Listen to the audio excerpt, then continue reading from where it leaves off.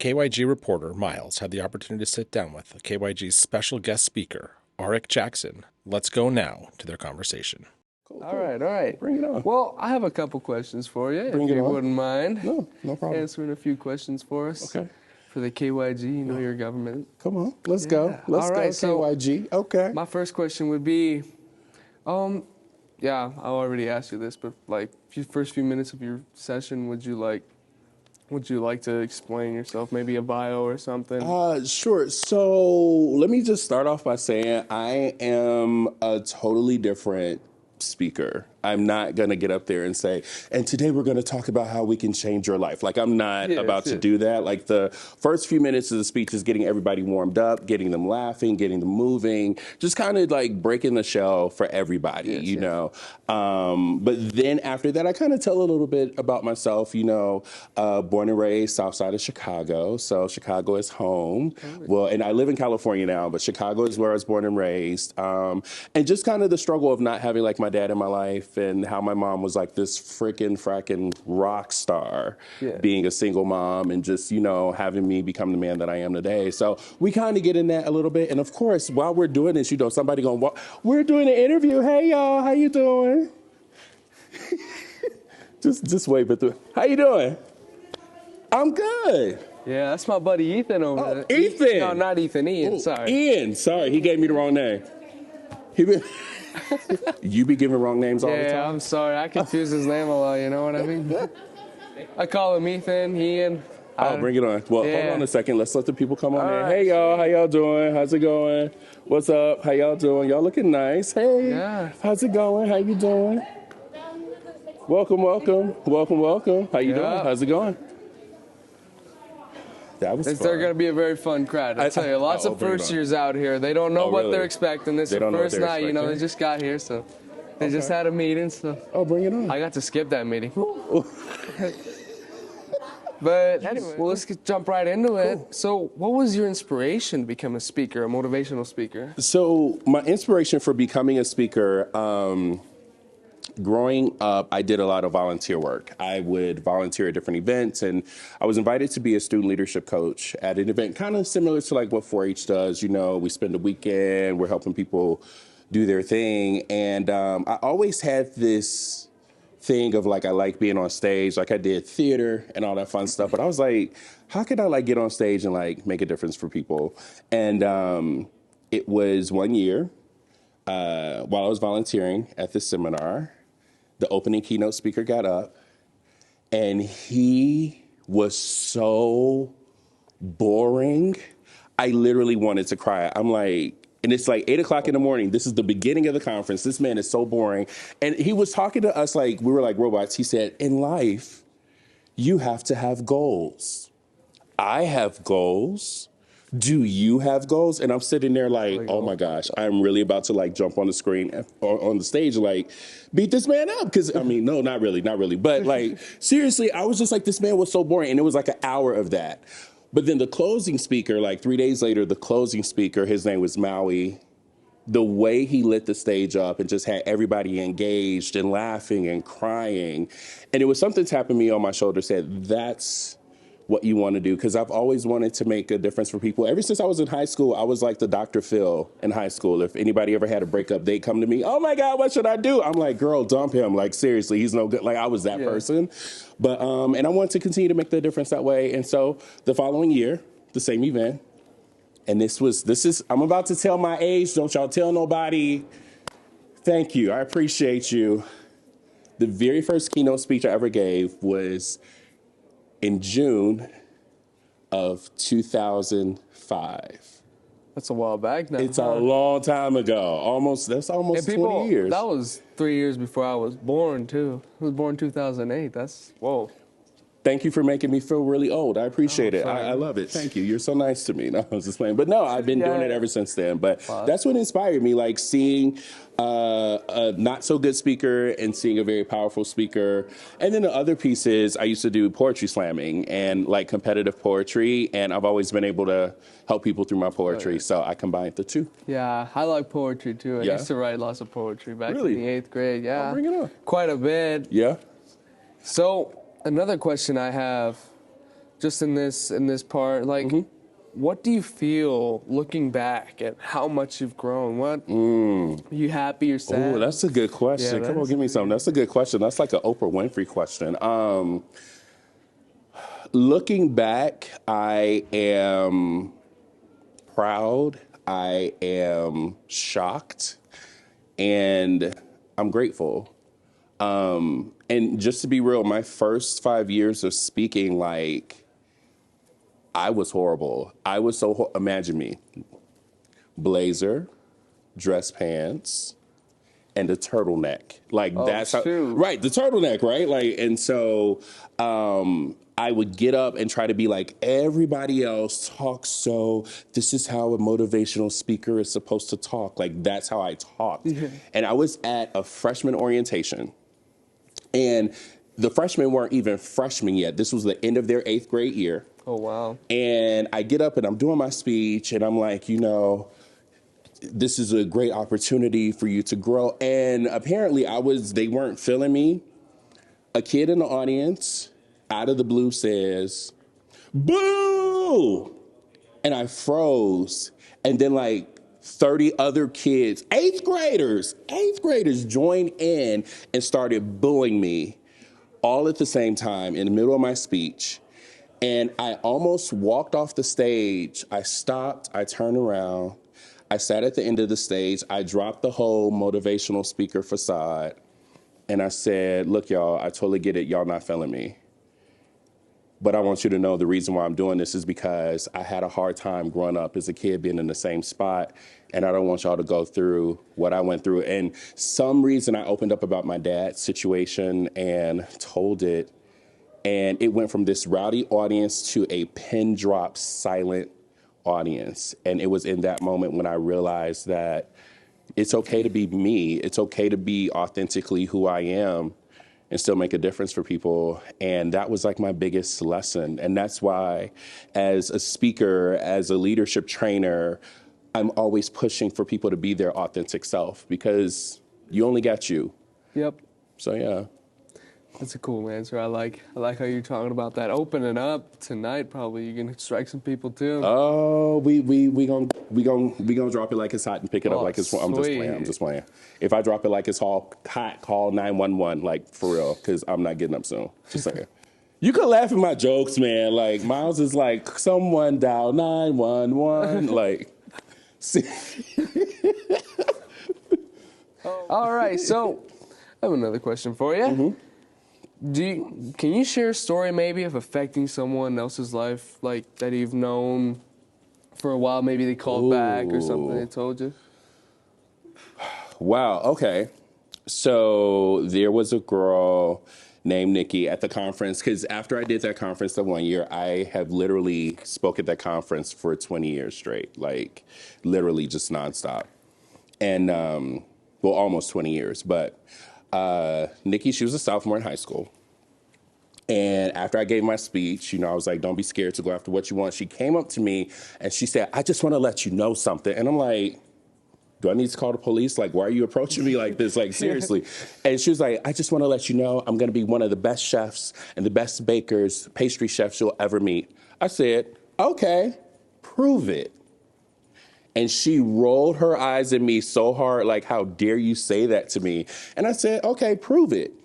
So as the years passed on, she sent me an email every once in a while. Hey, just letting you know, I'm going to culinary school, this, that, and the other, blah, blah, blah.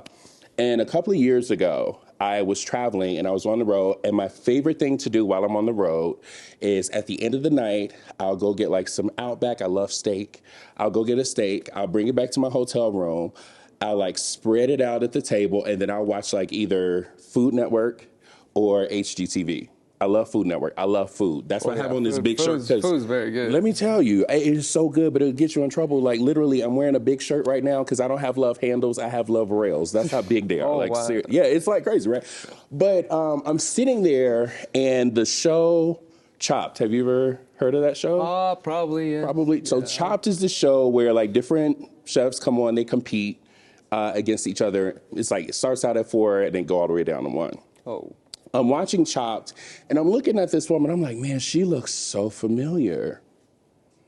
why does she look familiar? And then they show her name. And it was the same girl who came to me as a sophomore and said I was going to be one of the best pastry chefs. And she ended up winning that show. Dang. And I was like a big baby. I was in the room and I just cried. Like, I was like, oh my God, like she literally told me she was going to do this and she made it happen. So that's just like one of the stories that just always lets me know that my words have an impact and they'll stick. And I ran into her like maybe a year after that, and I didn't even say anything. I just walked with her and I hugged her. And I was like, I'm so proud of you. She was like, what do you mean? And I was like, I saw you on Chop. She was like, oh my God, I know. And, you know, and then she said, I told you. And I said, bet. Yeah. So, yeah. Very determined person right there. Yeah, like I was like super proud of wow. her. Super proud of her. Yeah. Okay. Well, for another one, in your childhood, did you think you would be doing this today, doing what you're doing right now today? No, not at all.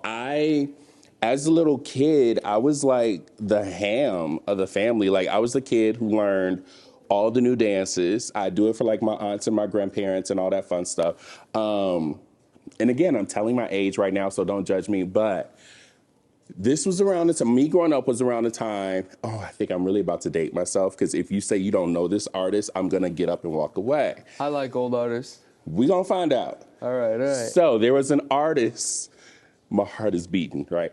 There was an artist named MC Hammer. I don't know that guy. Oh! Are you serious? I know lots of these old guys, but... I can't, oh, shoot. I am officially old, but I'm it's all good. It's all good. Like, so MC Hammer, oh my God, I'm about to give like a history lesson on MC Hammer. Sweet. No, it's not sweet. It just lets me know how old I am now. But you know what? I know I joke about my age, but MC Hammer was very well known. He was like one of the best dancers back then. Whenever he performed, he had like an entourage of like 30, 40 people on stage with him. He was like huge. So I thought that I was going to be a dancer or someone who did like theater. Love theater. Like performing arts? Or Like performing arts. I wrote my very first play when I was 12 years old. Oh, dang. Yeah. And when I was 14, another play that I wrote actually got produced in Chicago. Crazy. Yeah, Oh, right? that's crazy. Right? So, by the way, let me go ahead and say this into the Mr. camera. Shakespeare right now. I mean, come on, Shakespeare, Shakespeare, whatever you want to call it, you know, but I thought that's what I was going to do. Like, I literally thought that was going to be my life. Oh, and I even went to school for theater, Columbia College of Chicago, and I did theater, but I didn't go that professional route. I ended up being a manager, like at a bank.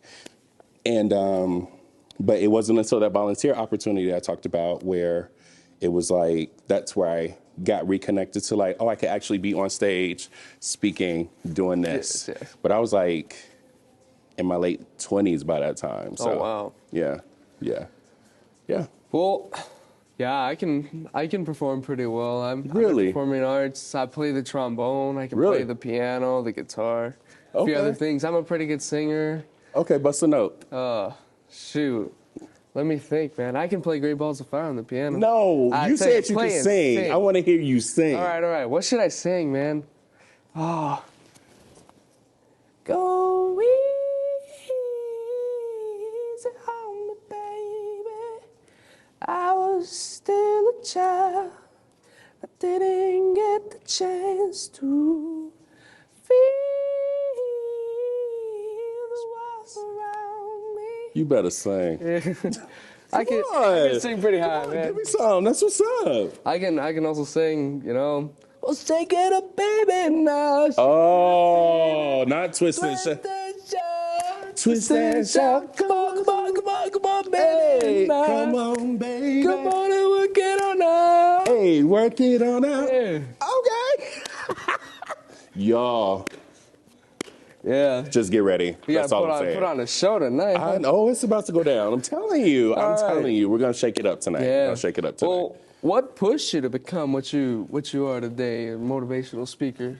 I just love helping people. Like I said, I've kind of always been like the person in my life, my family, who's always given like advice. And I have done it with friends and stuff like that, and I just wanted to do it at a bigger level, you know. And even earlier today, I was on with a client, actually from Chicago, and just I love being able to push people to their greatest self, to be their greatest self. And there's like a guy who's looking at being a speaker. He's like he's like a doctor and this and the other, and I'm like, you can do this, you know. And I love being that person for people. I love helping people and having them see their greatness. That's cool. That's cool. Yeah. My grandmother was actually a teacher. Really? And she had problems in her childhood too, but she just loves helping people. I guess it's like you have problems, and when you're young and you say, well, I don't want other people to go through this in their life, or at least I want to make their life better if it's gone back. And that's what she did. She was a special ed teacher. She almost got a doctorate. She wasn't there for the diploma ceremony, but because she had to take care of my dad when he was young. But oh, come on. So she has like this big heart, right? Yes. Yeah. Huge heart. She brought in so many kids to her household, helped them out. Come on. Anyways, That's she's amazing. doing the same thing you are, and I hope to be doing some stuff like you.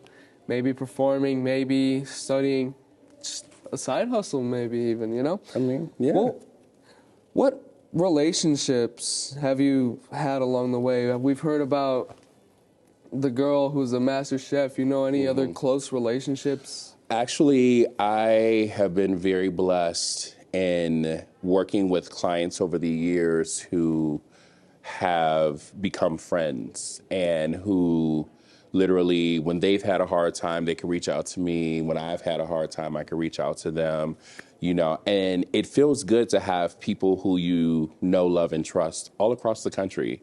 Like literally, I can go to almost any state and call somebody and say, hey, let's go grab dinner, let's go eat, let's go bowling, or let's just hang out, you know. And I think that's very important because I am on the road a lot. Like literally last year, I was on the road 23 weeks out of the year. So it gets a little lonely on the road, but when you have those type of relationships, it's huge. And then I'm a mama's boy. So shout out to all the mama's boys out there, but I'm a mama's boy, and you know, I talk to my mom often. That's my girl. That's my. Now don't tell this to everybody. I'm gonna give y'all what my mom calls me, my nickname. If I hear it from somebody else, I'm coming after Idaho 4-H. I'm just saying. My mom's nickname for me is called Sugar Bear. Oh wow, that's a neat nickname. And it comes from when I was a little boy. And it's actually on my Instagram. If you go on my Instagram, I had big cheeks and I had this huge afro. Oh, wow. As like this little kid. And so I was her sugar bear, but I call her Mama Bear. So that's a relationship that I lean on a lot. This man's like young, you know, Jackson 5, you know, the big afro. Literally, like boom. Give me one more chance. Show me that you love. Hey! We're having a little way too much fun. I'm just saying. But no, that's good though. That's good. Awesome. That's sweet. Having a good relationship with your mother really helps, huh? Yeah. Well, is there anything we didn't talk about that you'd like to talk about? I'm just going to say, if you're watching this video and you are even thinking about or considering coming to a 4-H event, don't question it. Don't second guess it. Just do it. I have known organizations like 4-H where people have come to events like this and they have met their friend for life. They have learned something that helped them in creating a side hustle. They have been inspired to do certain things. And I say it's just a great way to get into it. So do it. Just do it. Nike, just do it. Oh, yeah. Period. Just saying. Just do it. So. Sweet. Yeah, cool. Thank you very much. All right. I look forward to seeing you on. That was horrible. That was on me. That was on me. There we go. All right, there we go. Pleasure meeting you, sweet Miles. handshake. All right. All right, y'all. See y'all on the stage. Yep.